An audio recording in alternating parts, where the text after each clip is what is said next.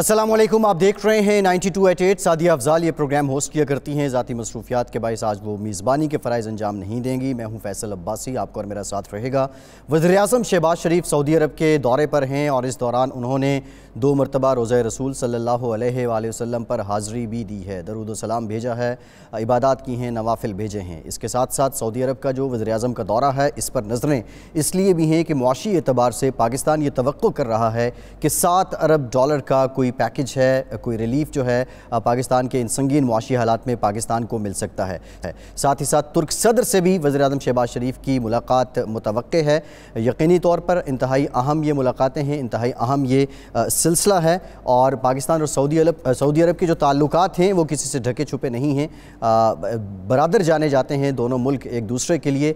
ऐसे हालात में देखते हैं कि वज़ीर-ए-आज़म जब वापस आएंगे तो वो कौन से अहम मामलात हैं, अहम कामयाबियाँ हैं जो वज़ीर-ए-आज़म पाकिस्तान अपने वफ़द के हमरा समेट कर आएंगे। इस पर कुछ मुफस्सल बात करेंगे। दूसरी जानिब पाकिस्तान की अगर अंदरूनी हालात की बात करें तो लोड शेडिंग 50% तक कम हो जाएगी। खुर्रम दस्तगीर साहब ने यह दावा किया है। अब लोड शेडिंग की वजूहात क्या हैं, पिछली हुकूमत की गलतियाँ हैं या मौजूदा हुकूमत इसको मैनेज नहीं कर पा रही, इस पर भी कुछ मुफस्सल बात करेंगे। इमरान खान साहब ने आज कहा है कि हमें शरीफ फैमिली के ख़िलाफ़ ज़बान के साथ जिहाद करना है। 20 लाख लोग जो हैं उन्होंने इस्लामाबाद आना है और पाकिस्तान की तारीख़ में ये सबसे बड़ा मजमा होगा जो इस्लामाबाद का रुख करेगा और अर्ली इलेक्शन का मुतालबा वो कर रहे हैं। लेकिन साथ ही साथ पाकिस्तानी कौम, दुनिया भर में मुसलमान जो वाक़या मस्जिद नबवी में पेश आया है उसकी मज़म्मत कर रहे हैं, उस पर अफसोस का इजहार कर रहे हैं और पाकिस्तान में बड़ी तादाद में लोग इस बात की भी तवक्को कर रहे थे, अभी भी तवक्को कर रहे हैं कि पाकिस्तान तहरीक इंसाफ के चेयरमैन इमरान खान इस मामले की, इस वाक़े की, अफसोसनाक वाक़े की मज़म्मत करें। लेकिन अभी तक इसकी मज़म्मत नहीं की गई है PTI के चेयरमैन की जानिब से। इसकी वजूहात क्या हैं? हमारे साथ हमारे मेहमानान गिरामी मौजूद हैं। कैसर अहमद शेख सीनियर सियासतदान हैं, मुस्लिम लीग नून के रहनुमा हैं, बहुत शुक्रिया कैसर साहब आपके वक्त का। शैला रज़ा साहिबा हैं, पाकिस्तान पीपल्स पार्टी की सीनियर रहनुमा हैं। शैला साहिबा आपका शुक्रिया। जमशेद इकबाल चीमा साहब हैं पाकिस्तान तहरीक इंसाफ से। चीमा साहब आपका भी शुक्रिया। चीमा साहब आपसे ही शुरू करते हैं, सियासी मामलात पे तो आएंगे। मस्जिद नबवी में जो वाक़या पेश आया है उसको किसी सूरत सपोर्ट नहीं किया जा सकता, लेकिन क्या वजह है कि पाकिस्तान तहरीक इंसाफ के चेयरमैन ने अभी तक इस वाक़े की मज़म्मत नहीं की है? देखिए, पहले तो ना आप वाक़या पूछा करें या वाक़े के पे कोई तबसरा या वाक़े पे हमारा पॉइंट ऑफ व्यू क्या है। आप बिल्कुल हमें हुक्म दे देते हैं कि जी आप मजम्मत करें या ना करें, पसंद करें या ना पसंद करें, आप हम बाकायदा ऑर्डर जारी कर देते हैं। तो इस तरह हाई कोर्ट भी आजकल इतना नहीं कर रहा कि अदालत भी इस तरह नहीं करती कि ये आपको ऑर्डर दिया जाता है। बेसिक बात है, मैं समझता हूँ कि ये जो जिस तरह का वाक़या हुआ है वहाँ पे इस तरह किसी भी वाक़े को सपोर्ट नहीं किया जा सकता। सिंपल सी बात है, इसमें ना इसे इंडोर्स किया जा सकता है ना सपोर्ट किया जा सकता है। दूसरा यह है कि इस वाक़े को मजहबी रंग दिया जा रहा है। मजहबी रंग देना या तीसरा इसमें कि इस वाक़े को PTI से रिलेट किया जा रहा है, ये दोनों बातें गलत हैं। ना ये PTI से रिलेट होता है, ये एक आम वाक़या है, अवाम में हुआ जो कि अफसोसनाक है, इसे इसी तरह लिया जाना चाहिए। और दूसरा ये कि इसे मजहबी रंग देना और मजहबी रंग जमशेद इकबाल चीमा साहब कता कलामी की मुआफ़ी, कता कलामी की मुआफ़ी, चीमा साहब कता कलामी की मुआफ़ी। चीमा साहब बात सुन लेना, चीमा साहब बात सुन लें, फैसला ना करें। चीमा साहब फैसला अगर मुझे बुलाया नहीं, मैं यार अगर मुझे बात नहीं करने दी फिर बुलाते क्यों है? मुझे नहीं समझ आ रही क्यों आम वाक़या नहीं है, आप बात नहीं करने देते। आप चाहते हैं कि जो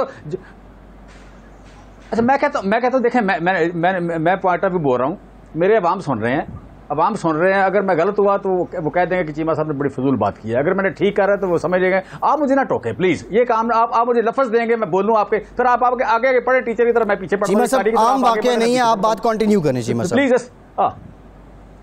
यार मेरी मर्जी है ना, भाई कहने देना, बाद में कह लेना, मुझे बाद में कह लेना ना, आप दरमियान में क्यों कहते हैं? सो प्लीज इस तरह ना करें मेरे साथ। ये आप कह रहे पहले आपने गवर्नमेंट के 2 बंदे बुला लिए, मुझे एक को बुलाया। अब ये भी कौन सा तरीका है कि गवर्नमेंट के 2 बुला के एक बंदा, क्योंकि वो कमजोर है 2, ठीक है। फिर आप तीसरा ये मुझे बात ना करने दे, ये मुनासिब नहीं है, मुझे बात करने दे प्लीज। हाँ, ये दोबारा इस तरह ना करना। मैं कह रहा हूं कि ये एक अवाम वर्सेज एक डेलीगेशन था जिसका वाकया हुआ। इस वाकये के साथ PTI का तल्लक नहीं है।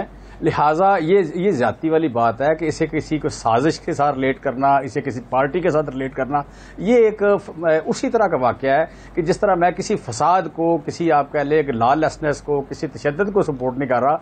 ये एक तशद्दुद को उभारने की दूसरी किस्म है कि आप उसे मजहबी रंग देना या किसी पार्टी से रिलेट करना, इससे मुआशरे में तकसीम गहरी होगी। मुआशरे में तकसीम नहीं होनी चाहिए।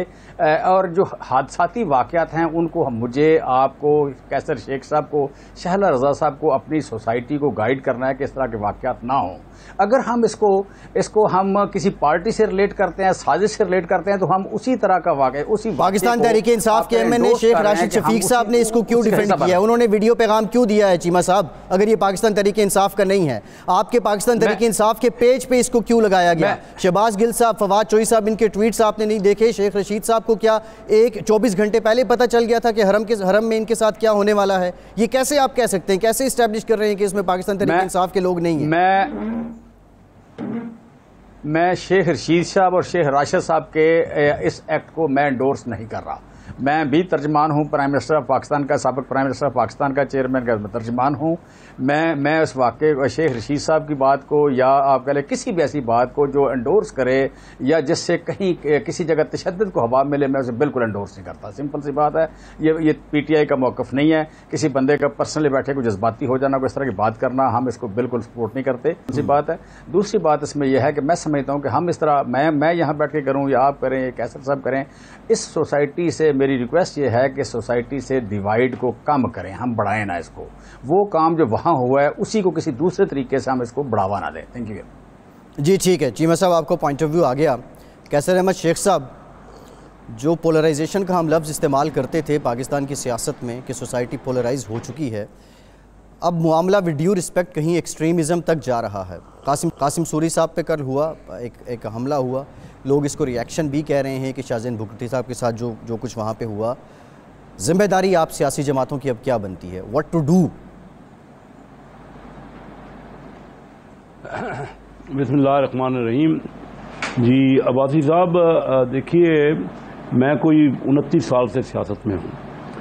पहले ऐसा सियासत में नहीं होता था। हमने कोई पोलराइजेशन इस कदर कर दी, एक दूसरे के जो इल्ज़ामात शुरू किए, ना सिर्फ यहाँ आम, आज तो खैर आखिर हो गई कि मदीना शरीफ में, मस्जिद नबी में, क्योंकि रियासत मदीना की बात करती है तहरीक इंसाफ, और ये वाक़या वहाँ हुआ है मदीना शरीफ में, और इस किस्म के नाम बन रहे हैं। क्या ये रियासत मदीना का किसी किस्म का कोई अक्कासी है? मैं समझता हूँ हर एक को इसकी कंडेम करना चाहिए। ये जो कुछ हुआ है इंतहाई नापसंदीदा है, और हम सबको इसमें पार्टी हट के, किसी भी पार्टी से कोई मुंसलिक है, हम सब अगर कंडेम करेंगे, ऐसे वाक़यात की मज़म्मत करेंगे, तो ये तभी वाक़यात रुकेंगे। अगर हम इनको और बढ़ावा देंगे तो देखिए हम कहाँ जा रहे हैं। हमारी सोसाइटी, जो कुछ मैंने पिछले 4 साल में नेशनल असम्बली में देखा है, इससे पहले मैंने नहीं देखा, जो कुछ हमारी सोसाइटी में हो रहा है, देखिए हर जगह का एक अपना अपना कल्चर है। मुझे समझ नहीं आ रही कि किस किस्म की सियासत कर रहे हैं। हम अपने यहाँ सियासत करते हैं, मैं भी अपने अपोनेंट से गुफ्तगू करता हूँ, सियासत करता हूँ। हमारे यहाँ तो ऐसा मामला नहीं है। हम एक दूसरे के साथ एक ऐसा रवैया रखते हैं, यानी कि जो जिसको कह सकते हैं कि एक दूसरे के साथ जो बिजनेस लाइक है, जो एक दूसरे के साथ कम से कम पॉलिसीज़ पे मुखालफत होती है, लेकिन ज़ाती शख्सी दुश्मनी और मुखालफत नहीं होती। तो मैं देख रहा हूँ कि पाकिस्तान की सियासत हमारे तमाम पॉलिटिशियंस को, हमारे लीडर्स को बढ़कर आगे, अगर वो सियासत में रहना चाहते हैं, नहीं तो ये सियासत का मैदान ही ख़त्म हो जाएगा। हम देख ही नहीं रहे कि घर घर में लड़ाई शुरू हो गई है। ये कुछ अरसे से जो कुछ हो रहा है, जो कुछ नेशनल असम्बली में हुआ, बाकी तो छोड़ दीजिए, और आज इंतहाई ऐसा वाक़या जो नापसंदीदा है मस्जिद नबी में हुआ, तो हम सबको कंडेम करना चाहिए, चाहे किसी पार्टी से हो। और अगर मेरे किसी तल्लक वाले ने या मेरे कोई एफिलिएट मेंबर ने भी किया है, तो उसको हमें रोकना चाहिए। नहीं रोकेंगे तो किसी इंतहा पे पहुंच जाएगा। जो रोज़ ये पोलराइजेशन बढ़ रही है और घर घर में हो रही है, और मुझे समझ नहीं आ रही कि हमारा रवैये क्या है, और क्या हम ये इस तरह मुल्क को आगे बढ़ा लेंगे। पहले ही हमारा मुल्क इतना सही है। शेख साहब, आपका नुक्ता नजर आ गया। मैं शैला साहिबा की तरफ चलता हूँ। शैला साहिबा, आप दो लोग जो हैं, आपको टाइम थोड़ा थोड़ा कम इसलिए मिलेगा कि आप दो हैं और ओपोजिशन का बंदा है। क्या चीमा साहब ने पहले ये शिकवा कर दिया था। शैला साहिबा, देखिए यहाँ अपोजिशन के नहीं बैठे लोग, मुख्तलिफ पार्टीज के बैठे हैं। पहले मैं चीमा साहब की एक बात को कंडेम करूं कि इसको मजहबी रंग नहीं दिया जाए। जब किसी रिलीजियस प्लेस पे होगा तो बात खुद ही उठेगी। एक ऐसी जगह हुआ जहाँ पे नवासे रसूल ने अपनी हज को उम्रा में बदल दिया कि यजीदी लश्कर कहीं वहाँ पे खूरेजी ना कर दे, बदअमनी ना हो। वहाँ पे आपके लोग कोई चीकू पीकू है कौन है, और उनका नाम लेके बाकायदा दाद ली जा रही है कि चीकू जहांगीर साहब कैसा रहा। और फिर वो इनके जो शेख रशीद हैं वज़ीर दाखिला के भतीजे, वो भी जो है सराहा रहे हैं, यहाँ पे ट्वीट हो रहे हैं। तो जिस मजहबी जगह पे हुआ है तो मज़हब से रिलेट किया जाएगा। जब कायद आज़म के मज़ार पे कुछ हुआ तो उसे कौमी गैरत से जो है रिलेट किया गया, कौमी हमीयत से रिलेट किया गया, उस पर शदीद एक्शन हुआ। जहाँ तक आप कह रहे हैं रिएक्शन की बात, तो रिएक्शन तो है कि उस जगह की हुर्मत होते हुए भी हुर्मत का ख्याल करते हुए शाहजैन बुख्ती ने अपने बाल तो खिंचवा लिए, लेकिन एक औरत की भी इज्जत की और उस जगह की हुर्मत का भी ख्याल किया। तो ये तीनों चीज़ें तो हमने दिखा दी आपको, हर क्या क्या किसकी कैटेगरी है।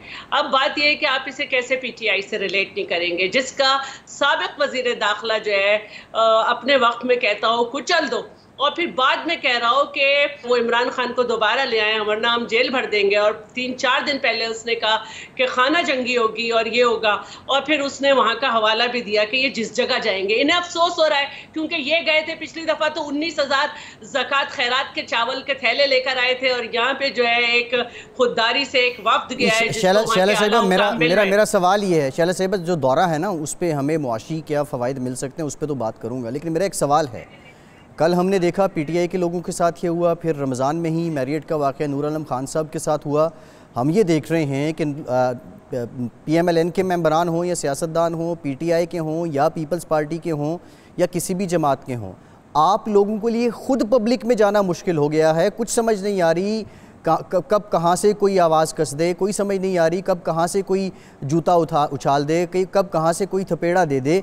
इसका अब हल क्या होना चाहिए? इस पे तो आपको बैठना चाहिए ना, कोई रेड लाइन तो ड्रॉ करनी चाहिए सब लोगों को। ऐसा कोई मसला नहीं है। हम मुस्तकिल पब्लिक में, नूर आलम साहब अपने हलके में, एक कोई छिचोरा मैं कहूँगी जो अपने आप को सीनियर भी कहलवा रहा था, उसने हरकत करने की कोशिश की, जितनी सामने वाली में बर्दाश्त थी उसने बर्दाश्त की। फिर उसके बाद उनको बताया कि भाई अगर आप फैमिली वाले हैं, आपकी कोई इज़्ज़त नफ्स है तो दूसरे की भी है। और बात वही है कि ये पाकिस्तानी माशरा है, यहाँ पे सबका एक सा मिजाज है, एक सा ठहराव है, एक सा क़ुव्वत बर्दाश्त है। तो अगर ये करेंगे तो इनको मज़ा भी उठाना पड़ेगा, इनको जवाब भी मिलेगा, क्योंकि मैं नहीं जवाब दूंगी। शाहजैन बुख्ती ने वहाँ सब्र कर लिया, लेकिन उनके भी फॉलोअर्स हैं, फिर वो करेंगे। तो अगर शेख रशीदी समझता है कि ये खाना जंगी है तो फिर तो हम इनको बता देंगे कि हम इन्हें निकलने नहीं देंगे घरों से। जी ठीक है शैला साहिबा, एक ब्रेक लेते हैं, ब्रेक के बाद दोबारा होंगे और बात करेंगे वज़ीर-ए-आज़म शहबाज शरीफ के दौरा सऊदी अरब की मौशी एतबार से कितना अहम है ये दौरा, और पाकिस्तान को मुतवक्के तौर पर क्या $7 अरब का कोई पैकेज, कोई रिलीफ मिल सकता है। हमारे साथ रहिए।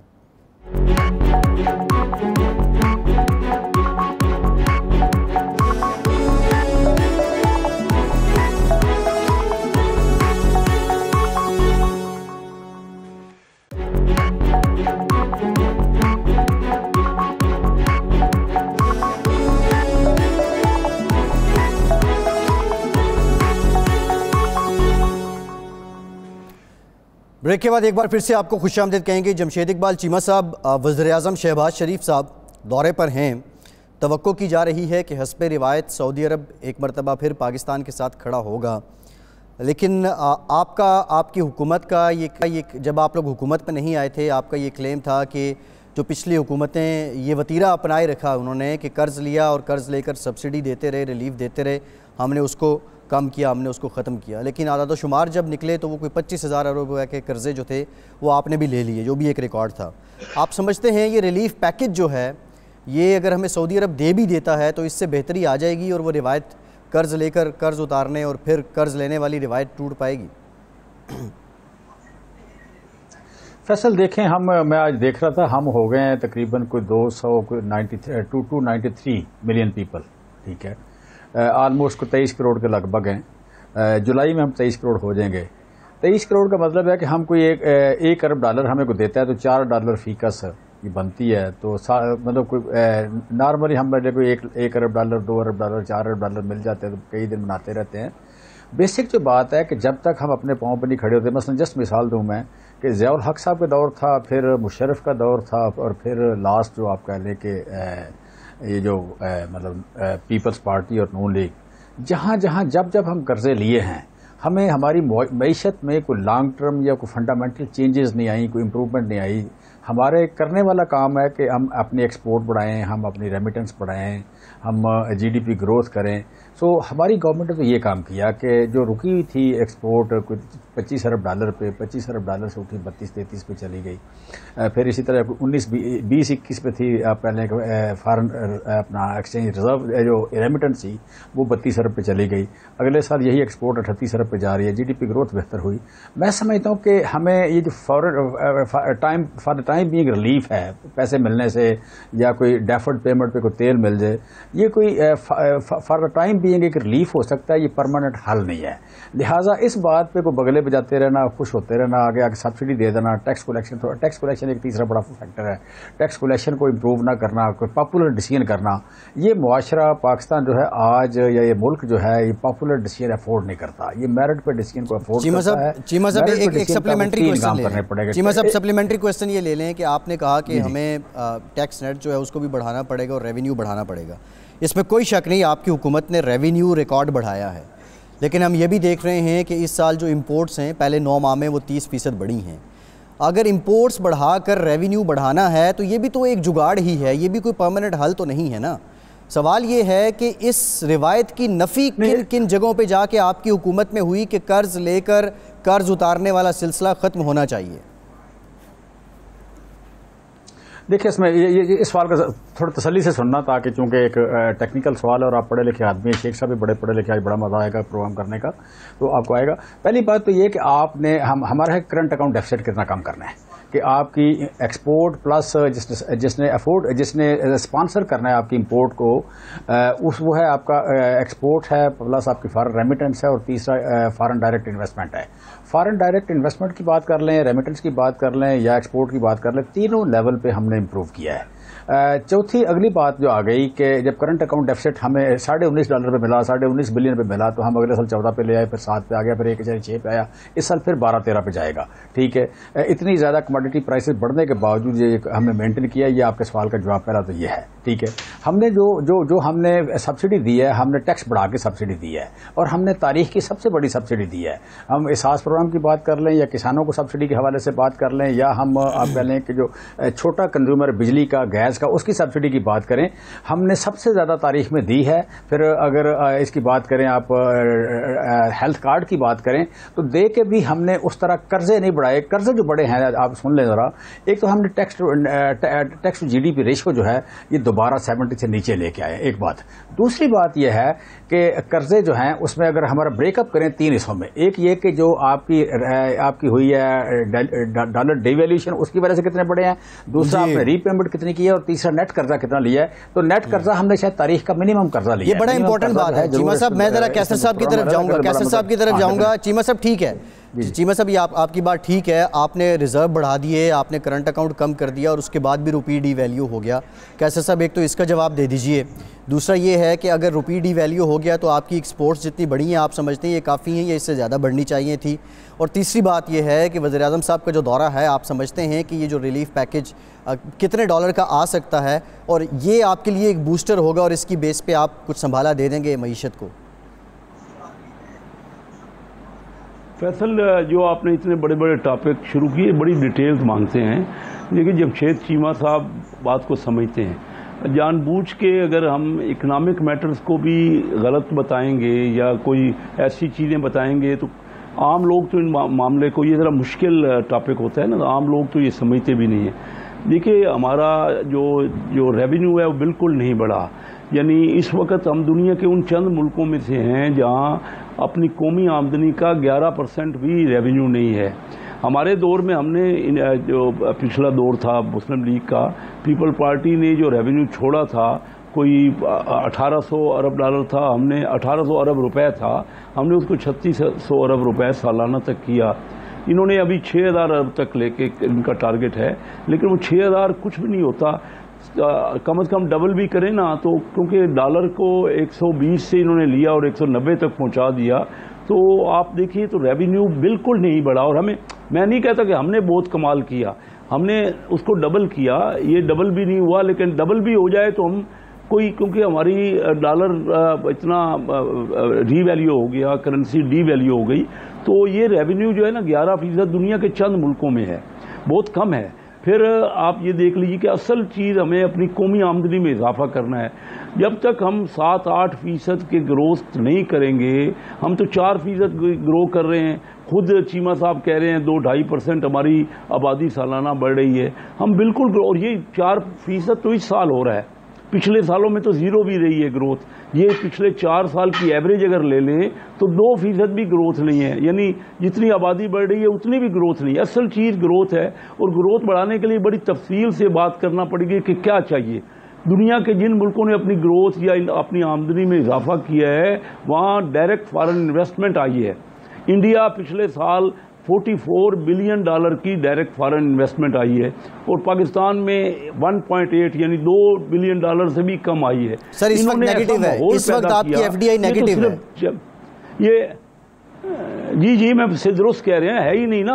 और नेगेटिव बात यह कि माहौल ऐसा हमने पैदा कर दिया कि यहाँ हमारे यहाँ मुल्क में आना ही नहीं चाहते बैरूनी मुल्क के इन्वेस्टमेंट वाले। हम खुद बड़े अरसे से अपनी कंपनियों से, जिन कंपनियों से हम कारोबार करते हैं, कहते हैं कि इन्वेस्टमेंट लाओ, हमारे मुल्क में उनको एतबार ही नहीं है ना, हमारी पॉलिसीज में कोई तसलसल है, और फिर डिवैल्यूएशन इतनी ज़्यादा है। बिल्कुल ठीक है, मैं जरा शैला साहिबा, कैसे सब शैला साहिबा की तरफ जाना है, शैला साहिबा की तरफ मैं ये कह रहा हूँ, बस मैं बात खत्म, आप आ जाएं, बस मैं ख़त्म कर रहा हूँ। जो इंटरेस्ट रेट अभी नया शुरू हो गया ना, 15% तो जो प्राइम रेट है वो हो जाएगा, और ये मेरे ख्याल में तारीख का हाईएस्ट है। मैंने अपनी लाइफ में बहुत कम अरसा ऐसा देखा है, इस रेट पे कोई इन्वेस्टमेंट नहीं हो सकती।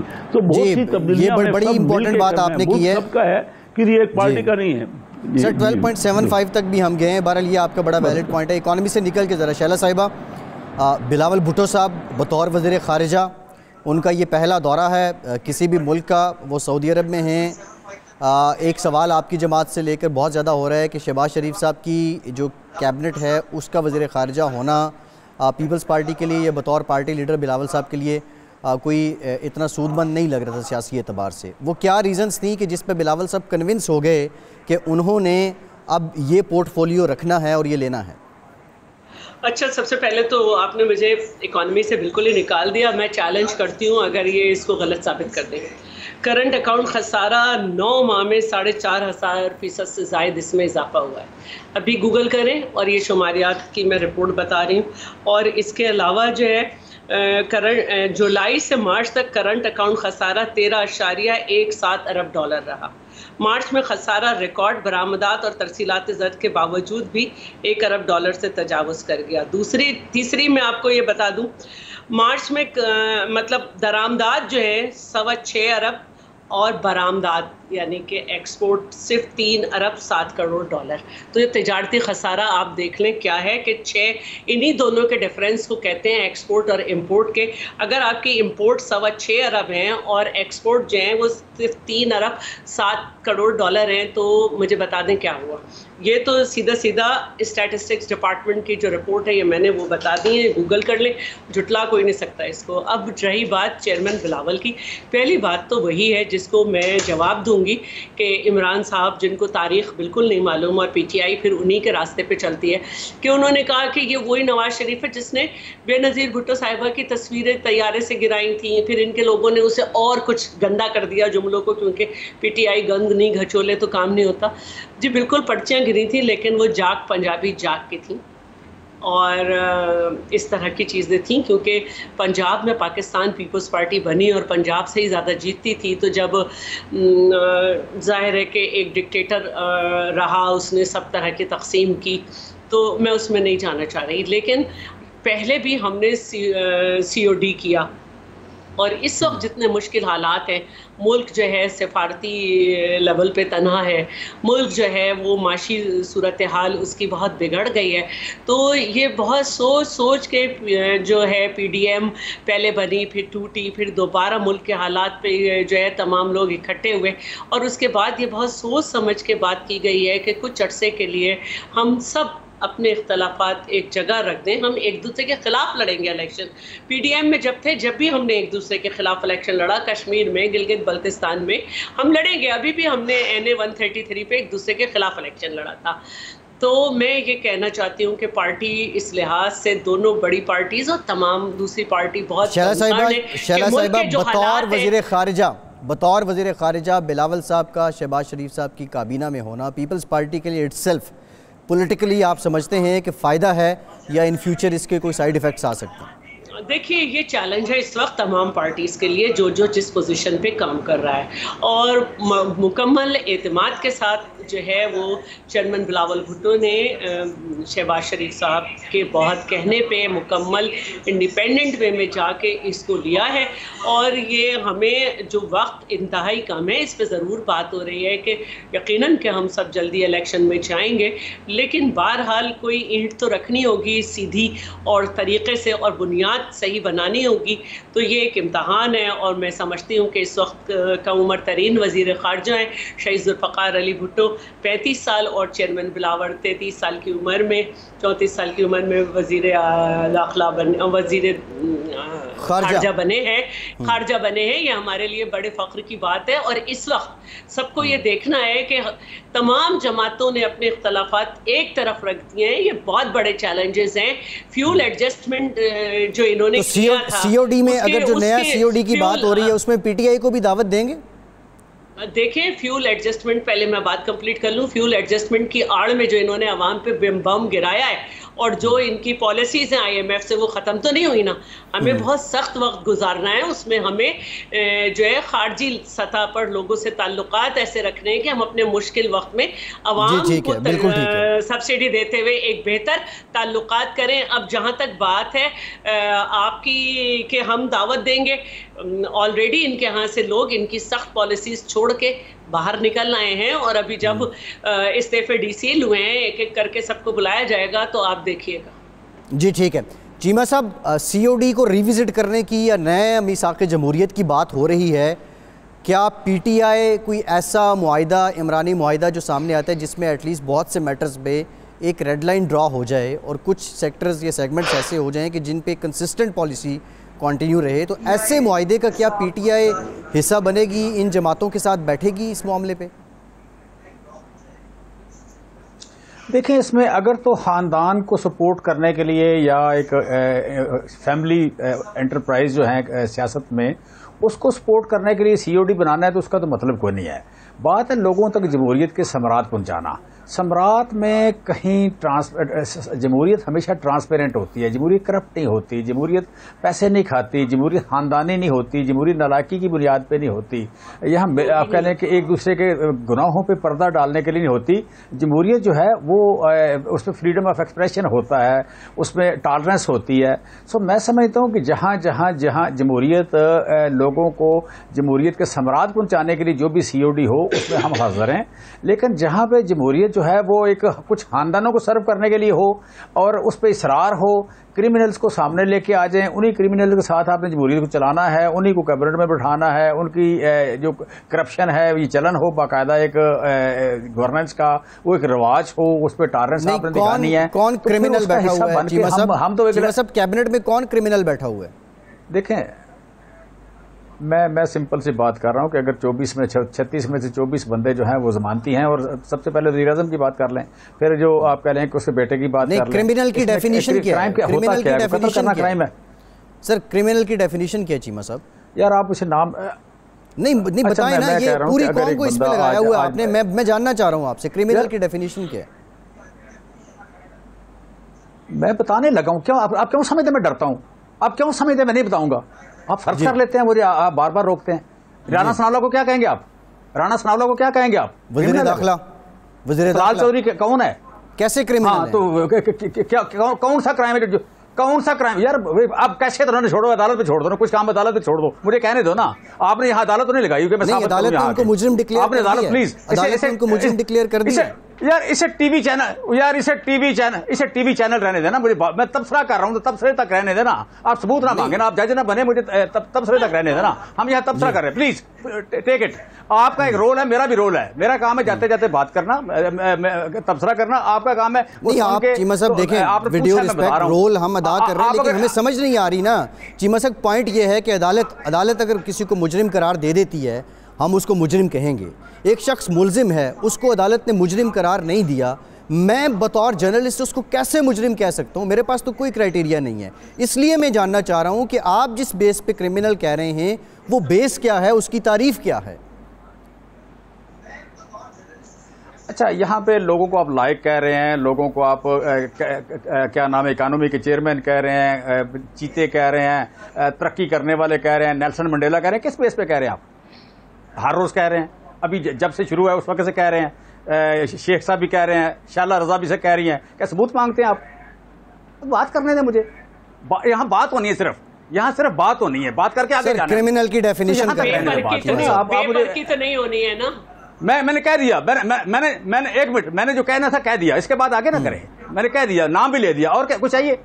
इससे ज्यादा चाहिए कुछ? मैं बताऊं शैला साहिबा, अब मुझे ऐसा लगता है जैसे मुझे, हम यहाँ आते हैं, हमें कोई एक मिनट सुना, हमें कोई तौहीन अदालत से डराना शुरू कर देता है, हमें कोई आप कह लें कोई फंसाने की कोशिश कर। भाई आप यहाँ बात हो रही है, अदालत नहीं है ये, इस बात को इस तरह रहने दे। मैं कह रहा हूँ कि ये जो ये जो जमहूरियत है, जमहूरियत में जो सीओडी की बात हुई आपने, सीओडी में हम हर उस बात का हिस्सा बनने को तैयार हैं जो इस मुआशरे में बेहतरी लाती है, जो इस मुआशरे के जवाल का सबब बनेगी, यहाँ जमहूरियत के सबरात को पहुंचाने में जवाल का सबब बनेगी, हम उसका हिस्सा नहीं है। बाकी आप हमें ना अदालत से डराएं, ना हमें किसी क्रिमिनल से डराएं, ना किसी और से डराएं, हम यही हैं, हम यही रहेंगे। शैला साहिबा, पॉपुलर लोग हैं, ठीक है। शैला साहिबा, आप दावत देंगे सीओडी की? उन्होंने कहा है कि माशरे की बेहतरी के लिए हम साथ देंगे, सीओडी की दावत देंगे पीटीआई को? शैला साहिबा, देखिए, हमने बहुत पहले जब इनकी हुकूमत आई थी तो इनसे कहा था कदम बढ़ाएं इमरान साहब, हम आपके साथ हैं, आइए चार्टर ऑफ इकोनॉमी करें। लेकिन इन्होंने नहीं किया, क्योंकि इन्हें तो कुछ ऐसे लोग मंजरे आम पे लाने थे जिनको देख के लोग अशश कर जाएं। अब ये कह रहे हैं यहाँ अदालत नहीं लगी, सिर्फ मैं बात कर रहा हूँ, नाम लूंगा। तो मेरा भी दिल चाह रहा है, हमें ऐसी मासूम खवातीन सियासत में चाहिए थी जैसे फराग गोगी हैं, हमें ऐसे लोग चाहिए थे रिंग रोड में जैसे जुल्फी बुखारी हैं, हमें ऐसे लोग चाहिए थे जैसे आमिर कियानी है कि दवाएं बढ़ाई तो फिर हम उन्हें पार्टी में ले गए, हमें खुसरो बख्तियार और इस तरह के लोग चाहिए थे जिन्होंने खूब जो है किक बैक लिए और है ना खूब सब जो है चीनी और आटे में उड़ाई।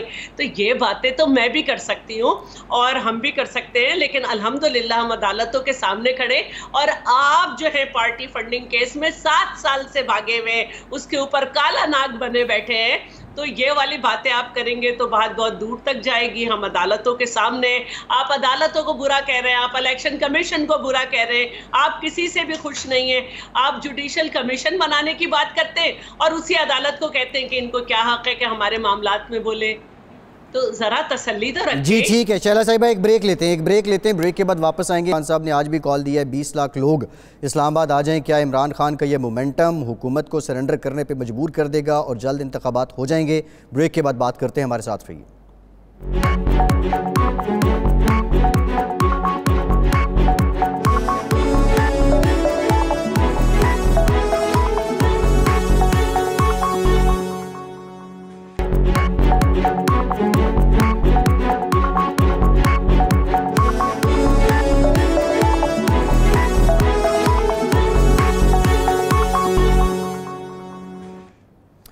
ब्रेक के बाद एक बार फिर से आपको खुशामदीद कहेंगे। कैसर अहमद शेख साहब, खान साहब ने आज भी कहा कि 20 लाख लोग इस्लामाबाद आएंगे।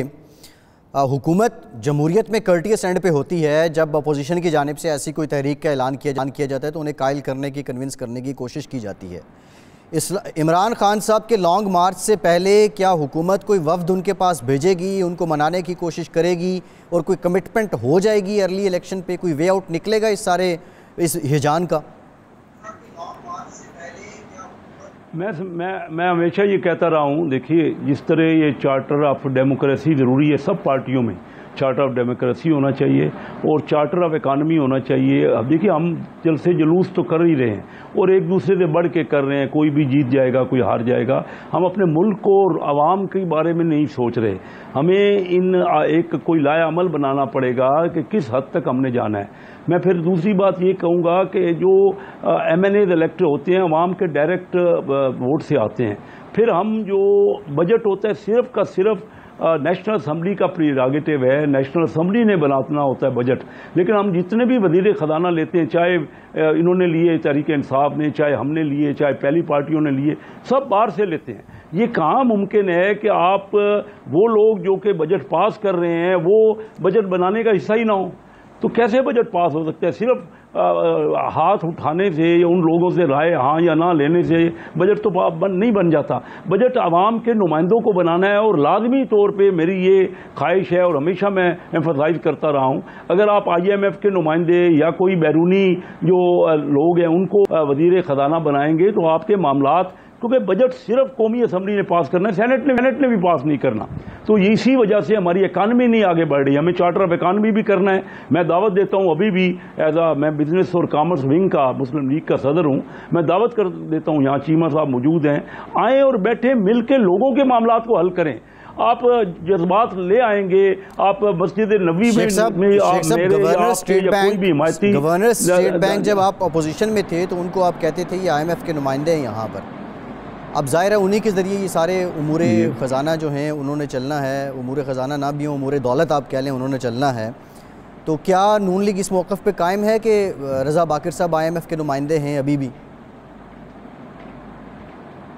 मैं जी बहुत ज़ोर से यही कहता रहा, इन्होंने 5 साल का टेनोर उनको दे दिया जो आइनी टेनोर है। मुझे नहीं पता कि अब हम मना करते रहे कि ये इनका IMF के नुमाइंदे हैं और ये नहीं कर सकते। आज जो उन्होंने और प्राइम रेट आज 15% में हमने T-बिल हुकूमत ने खरीदे हैं। अब आप अंदाज़ा कीजिए कि ये इन हालात में जब 15-15.5% तो पॉलिसी रेट हो जाएगा, क्या इकानमी आगे बढ़ेगी? और स्टेट बैंक का गवर्नर है, डायरेक्ट उनका नुमाइंदा है। आप IMF से 1 या 2 अरब डॉलर लेने के लिए अपने वजीर ख़जाना रोज़ आपके वहाँ उनकी मिन्नतें करते हैं। और भाई आप अपनी इकानमी को बूस्ट कर दें। इंडिया 1990 में पाकिस्तान से 4 गुना था, आज 11 गुना हो गया है। उनके यहाँ फॉरेन डायरेक्ट इन्वेस्टमेंट आ रही है। हम देख क्या कर रहे हैं, हमारे यहाँ बिजनेस जो है, फॉरेन ट्रेड हमारी जो है इंडिया से तो हम वैसे ही बंद कर दी हुई है। अफगानिस्तान में कर नहीं सकते, सैंक्शन लग गई हैं, अमेरिका अलाउ नहीं कर रहा। मैं माल बना रहा हूँ, मैं माल वहाँ भेजना चाहता हूँ, भेजता हूँ, मेरी कोई कबूल ही नहीं करती, पेमेंट नहीं आती। ईरान से पेमेंट नहीं आ रही, हम रीजनल ट्रेड कर ही नहीं पा रहे। हालांकि पूरी दुनिया में रीजनल ट्रेड होती है। हम अपने इन मामलात पे चार्टर ऑफ इकानमी करें, चार्टर ऑफ डेमोक्रेसी करें, अगर आगे बढ़ना सही है। ठीक है, जल्द से तो कर लेंगे। बड़े आपका पॉइंट ऑफ व्यू आ गया। चलो 20 लाख का हो जाएगा। मेरा जो सवाल आपसे था मैं शैला साहिबा के सामने रखता हूँ। शैला साहिबा, बंदे 20 लाख आ गए अगर इस्लामाबाद, तो हुकूमती मशीनरी फिर क्या करेगी? फिर तो बज़ाहिर लग रहा है कि आपके बस में कुछ भी नहीं रहेगा। उससे पहले क्या कन्विंस करेंगे खान साहब को बतौर हुकूमत कायल करने की कोशिश करेंगे? रही सही कसर उनके हर जलसे में आहिस्ता आहिस्ता लोगों की तादाद कम हो रही है और वो लोगों की तादाद ज़्यादा है जिनके उनकी दौरे हुकूमत में महंगाई का कूड़ा पड़ा है, जिनकी इज्जत नफ्स कुचली गई है, जो भूखे रहे हैं और जो मकरूज हुए, जिनके कारोबार तबाह हो गए हैं, बिजनेस बरादरी तो उनके पास से बिल्कुल ही निकल गई है। और गरीब और वो लोग जो एक तब्दीली का नाम सुनकर आए थे उनको समझ आ गया। जी ठीक है शैला साहिबा, विद ड्यू रिस्पेक्ट टाइम खत्म हो गया है, टाइम खत्म हो गया। बहुत शुक्रिया शैला रज़ा साहब का, जमशेद इकबाल चीमा साहब आपका, कैसर शेख साहब आपका। इजाज़त दीजिए।